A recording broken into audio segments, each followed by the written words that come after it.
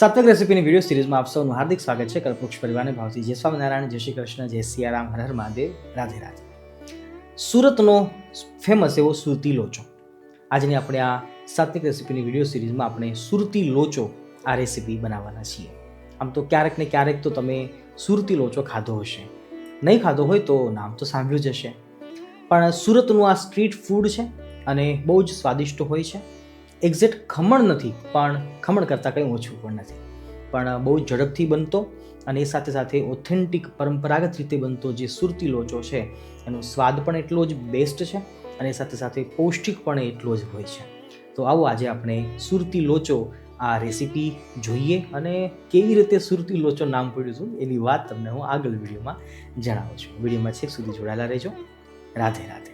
પ્રિયજનો, સુરતી લોચો બનાવવા માટે મહત્વનો મુદ્દો છે એ શરૂઆતમાં સમજી લેવો જરૂરી છે. સુરતી લોચો બે પ્રકારે બનતો હોય છે. એક તો ઇન્સ્ટન્ટ બનતો હોય છે, એટલે કે તરત જ તાત્કાલિક જો આપણે બનાવવો છે તો એમાં ફક્ત ચણાનો લોટ અને બની શકે તો અડદની દાળ છે એ પીસીને નાખવાની હોય છે, અડદનો લોટ. અને જો આપણે ઓથેન્ટિક બનાવીએ છીએ તો એમાં આપણે ઓવરનાઇટ એટલે કે એક રાત સુધી અડદની દાળ અને સાથે ચણાની દાળ એને પલાળી રાખવાની છે. ચણાની દાળ ઓબ્વિયસલી વધારે નાખવાની છે. અડદની દાળ છે સુગંધ માટે, એટલે કે 1/4 નાખવાની છે. જો એક વાટકો આપણે ચણાની દાળ લઈએ છીએ તો 25% અડદની દાળ આપણે નાખી શકીએ છીએ અને એને એક રાત સુધી પલાળી રાખીએ. ફરીવાર પાછા એને આપણે સારા પાણીથી ધોઈ અને 6-8 કલાક પછી આપણે એને પીસી લઈએ. ફરીવાર પાછા 1-2 કલાકનો ટાઈમ આપીએ તો એ ફર્મેન્ટ થઈ જાય અને એ આથો આવી જાય. ટૂંકમાં કહીએ તો સુરતી લોચો આપણે એ રીતે બનાવી શકાય છે. નંબર 2, જો આપણે તાત્કાલિક બનાવી રહ્યા છીએ, ઇન્સ્ટન્ટ સુરતી લોચો બનાવી રહ્યા છીએ તો એમાં ચણાનો લોટ, બેસન આપણે સીધો લઈ શકીએ છીએ અને મેં પહેલાં કહ્યું એ પ્રમાણે અડદની દાળ છે અને પીસીને લોટ કરીને નાખી શકીએ છીએ. બંનેનો રેશિયો એક સરખો છે. ચણાનો લોટ લઈએ છીએ તો પણ 25% જ અડદની દાળ લેવાની છે. ચોખાના પૌવા છે એ હવેના લોકો નાખવા માંડ્યા છે કારણ કે કન્સિસ્ટન્સીને મેનેજ કરવા માટે. બાકી ચોખાના પૌવા ઓથેન્ટિક સુરતી લોચાની અંદર ક્યારેય પણ હોતા નથી. પણ જો બેટર આછું થઈ જાય તો એને મેનેજ કરવા માટે ચોખાના પૌવા છે એ મદદરૂપ સાબિત થાય છે. એટલા માટે લોકો નાખતા હોય છે. નાખીએ તો પણ વાંધો નથી અને ન નાખીએ તો પણ વાંધો નથી. આ મુદ્દો મહત્વનો છે, એ સમજવો જરૂરી છે. એટલા માટે થોડીક વિસ્તારથી વાત મેં શરૂઆતમાં જ કરી દીધી છે. આજે આપણે બંને પદ્ધતિ જોવાના છીએ, જેમાં પહેલી પદ્ધતિ એટલે કે ઓથેન્ટિક છે, જેમાં ચણાની દાળને આપણે ઓવરનાઇટ પલાળી રાખેલી, મિનિમમ 8થી 10 કલાકનો ટાઈમ મેં આપેલો, ઓછામાં ઓછો 6 કલાકનો ટાઈમ પણ ચાલે છે. ઓથેન્ટિક જે આ સુરતી લોચો છે એ ખરેખર બહુ જ બેસ્ટ બનતો હોય છે અને મેં તો ઘણીવાર આ સુરતી લોચો ખાધેલો છે. તો આવો આપણે આને ગ્રાઇન્ડરમાં એકદમ ઝીણું પીસવાનું છે. જરૂર પડે તો થોડુંક પાણી નાખીશું અને એકદમ ઝીણું પીસવાનું છે. ફરીવાર કહું છું, એકદમ ઝીણું થઈ જવું જરૂરી છે. થોડુંક પાણી નાખીએ છીએ અને આપણે એને પીસી લઈએ.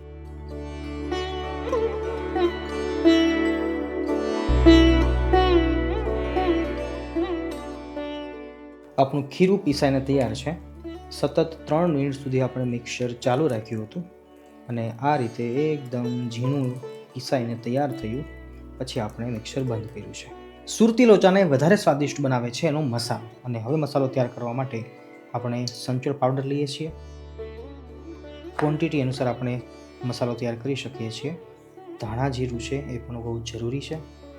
વધારે પાર્ટ આપણે ધાણા જીરુંનો લઈ શકીએ.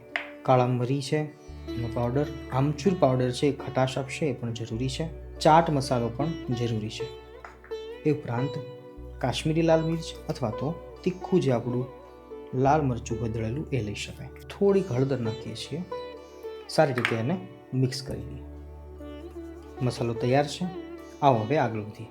હવે આપણે ઇન્સ્ટન્ટ લોચો બનાવવાની તૈયારી કરીએ છીએ, જેમાં હું 1 મોટો કપ એટલે કે 4 ચમચી ચણાનું બેસન લઉં છું અને 1 મોટી ચમચી અડદનો ઝીણો લોટ લઉં છું. યોગ્ય માત્રામાં પાણી નાખીએ છીએ અને સારી રીતે ચલાવી લઈએ. આ છે આપણો ઇન્સ્ટન્ટ લોચાનું બેટર અને આ છે આપણું ઓથેન્ટિક રાતભર રાખીને આપણે જે બેટર બનાવેલું છે એ. કલરમાં પણ ડિફરન્સ લાગે છે કારણ કે ચણાનું બેસન છે પીળો લાગે છે અને આપણે હમણાં પીળો કરીશું હળદર નાખીને. પણ એ પહેલાં બંનેની અંદર યોગ્ય માત્રામાં 2 ચમચી જેટલું દહીં નાખીશું. એ દહીં છે જેનાથી એકદમ ફ્લફી, પોચું એવું આપણું સુરતી લોચાનું બેટર તૈયાર થશે. બંનેમાં સ્વાદ અનુસાર નમક નાખીએ છીએ. આદુ મરચાંની પેસ્ટ બંનેની અંદર જરૂરી છે. જો તમે સુરતી તીખી મરચીનો ઉપયોગ કરો છો તો વધારે સારી વાત છે. આદુની માત્રા પણ વધારે રાખી શકો છો. એ ઉપરાંત થોડી હળદર, બંનેની અંદર અડધું પાવડું આપણે તેલ નાખીએ છીએ. થોડુંક તેલ હશે તો પણ લોચો છે પોચો બનશે અને એકદમ સ્મૂથ બનશે. અને સૌથી છેલ્લે આપણે નાખીએ છીએ થોડુંક સોડા, કારણ કે ઇન્સ્ટન્ટ બનાવીએ છીએ. આને પણ આપણે ઇન્સ્ટન્ટ જ બનાવ્યું કહેવાય, કારણ કે આને આપણે હજી ફર્મેન્ટ થવા માટે 2 થી 3 કલાક આપ્યા નથી. જો આપણે હજી આને 2-3 કલાક આપી દઈશું તો પછી સોડા ન નાખી તો પણ ચાલે છે. એટલે થોડી ચપટીભર સોડા અને સારી રીતે એને ફેટી લઈએ અને આપણો બેટર બનીને તૈયાર છે.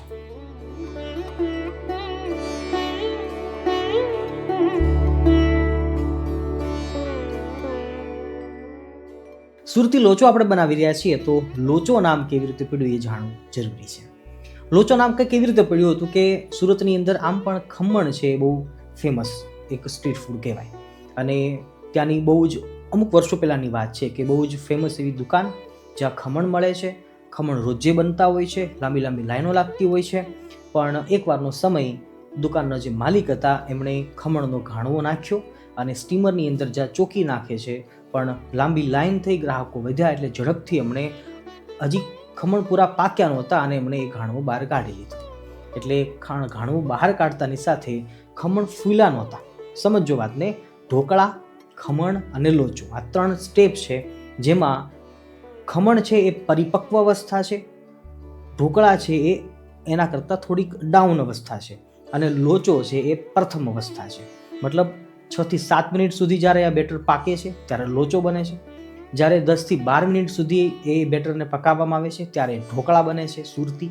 અને 15 થી 17 મિનિટનો ટાઈમ આપવામાં આવે છે સ્ટીમરની અંદર, તો એ પરફેક્ટ ખમણ બની જતા હોય છે.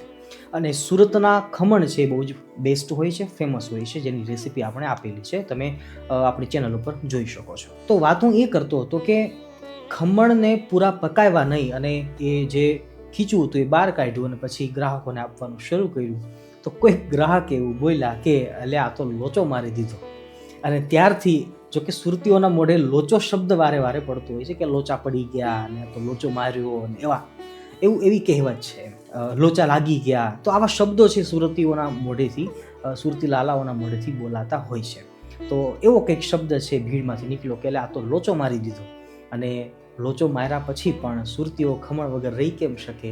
લેવાવાળા તેમણે ખમણની જગ્યાએ લોચો લીધો, પણ ખરેખર બધાને ભાવ્યો, કારણ કે ઓથેન્ટિક પદ્ધતિથી બનાવેલો હતો. ચણાની દાળને, અડદની દાળને આખી રાત સુધી પાણીમાં પલાળી અને પછી બનતો હોય એટલે એનો સ્વાદ, એનો ટેક્સચર, એની પૌષ્ટિકતા એ ખરેખર બરકરાર રહી, જળવાઈ રહી. અને જેના કારણે બધાની જીભે ચોંટ્યો એનો સ્વાદ અને સુરતીઓએ એક નવી જ વાનગીનું નિર્માણ કર્યું. તો આવી રીતે કંઈક સુરતી લોચાનો જન્મ થયો હતો અને ત્યારથી લઈને અત્યાર સુધી હજી સુરતી લોચો ગવાતો અને ખવાતો આવે છે. તો બહુ જ સ્વાદિષ્ટ આ રેસીપી હોય છે. આની પહેલાં પણ આપણે વાત કરી છે, પણ તમે ચોક્કસથી બનાવજો. પણ આ વખતે બનાવો ત્યારે તમને આ ઇતિહાસ ખરેખર યાદ રહી જશે કે ભાઈ સુરતી લોચો એ ખરેખર લોચો જ હતો, લોચો મારેલો જ હતો, લોચો લાગી ગયેલો જ હતો, પણ સ્વાદ બહુ બેસ્ટ હતો. એટલા માટે ખરેખર આ સુરતનું સ્ટ્રીટ ફૂડ છે એ વર્લ્ડ ફેમસ બન્યું છે. અને અત્યારે સુરતથી લઈ અને અમદાવાદ હોય, મોટા સિટી હોય, દેશ હોય કે વિદેશ હોય, બધી જગ્યાએ સુરતી લોચો તમને જોવા મળે. ગુજરાતીનું ઘર હોય તો ત્યાં પણ લોચા હોય અને સુરતી લોચો પણ જોવા મળતો હોય છે. તો આવો કંઈક ઇતિહાસ છે. આવો આપણે હવે સ્ટીમ કરી લઈએ અને લોચો તૈયાર કરી લઈએ. ભક્તો, બેટરની કન્સિસ્ટન્સી સમજવી જરૂરી છે. જુઓ, એકદમ પતલું એવું બેટર છે અને આટલું પતલું રાખવું જરૂરી છે. વધારે ઘાટું રાખીશું તો પછી ખમણ કા ઢોકળા બની જશે. આપણે હાલ લોચો બનાવી રહ્યા છીએ, જેના માટે કન્સિસ્ટન્સી પતલી હોય છે અને વધારે પાણી નાખીને આપણે આછું કરી શકીએ છીએ. આપણે એક પ્લેટ છે એ ઇન્સ્ટન્ટ લોચો બનાવીએ છીએ અને એક પ્લેટ છે ઓથેન્ટિક પરંપરાગત લોચો બનાવીએ છીએ. બંનેની પરત છે એકદમ પતલી રાખવાની છે, જાડી નથી કરવાની.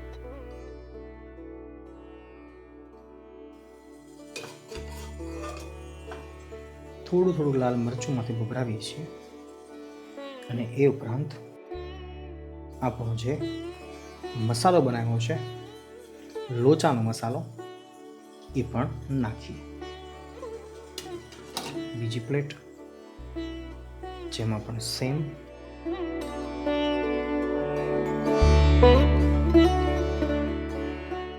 અને હવે ફક્ત 7 થી 8 મિનિટનો ટાઈમ આપણે આપીશું. ગેસની ફ્લેમને ફૂલ રાખી છે. 7 થી 8 મિનિટ સુધી પાકવા દઈએ અને સુરતી લોચો તૈયાર. ભક્તો, આપણે હાલ 2 પ્રકારની ચટણી બનાવી રહ્યા છીએ, પણ 2 પ્રકારની ચટણીમાં આપણે તીખી અને મીઠી બંને ચટણીને આવરી લઈશું. તીખી અને મીઠી ચટણીની અંદર આપણે આંબલીને પલાળી છે, ગરમ પાણીને ઉકાળી અને પછી એનો પલ્પ આપણે કાઢવાનો છે. એની સાથે સાથે આપણે લાલ મરચાં જે પલાળ્યા છે એનો પણ ઉપયોગ કરીશું અને સાથે ગોળ. તો ત્રણેય આપણે વસ્તુ મિક્સ કરી અને ગ્રાઇન્ડરમાં કાઢી લઈએ છીએ. અને હાલ આપણે બનાવી રહ્યા છીએ મીઠી ચટણી, ખાટી ચટણી અને તીખી ચટણીને હવે બનાવીશું. લાલ મરચાં, ગોળ નાખીએ છીએ,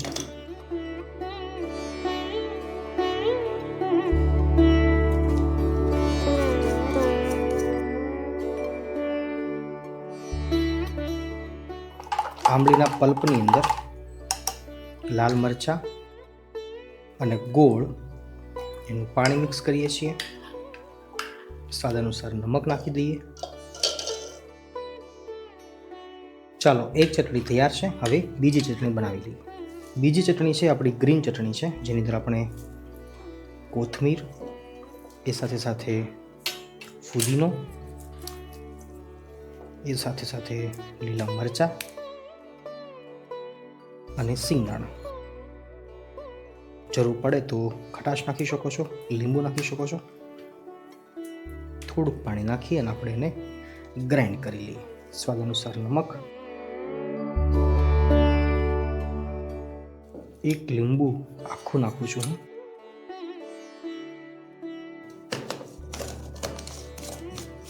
આપણી બીજી ચટણી પણ બનીને તૈયાર છે. આખરે 7 થી 8 મિનિટ બાદ આપણે ગેસની ફ્લેમને બંધ કરી જોઈએ છીએ તો સુરતી લોચો આપણો તૈયાર છે. ચપ્પુ નાખીએ અથવા સળી દ્વારા જોઈ શકીએ છીએ, ચોંટતું નથી, એટલે પાકી પણ ગયો છે અને કાચો પણ હોવો જરૂરી છે. ખમણ જેટલો પકાવવાનો નથી. થોડુંક સિંગ તેલ ઉપર સારું લાગે છે સુરતી લોચા ઉપર. અને ગરમા ગરમ આપણે સર્વ કરીએ, ઠાકોરજીને ધરાવીએ. છેલ્લી આપણી શરત પ્રમાણે ભગવાનને ધરાવી લઈએ.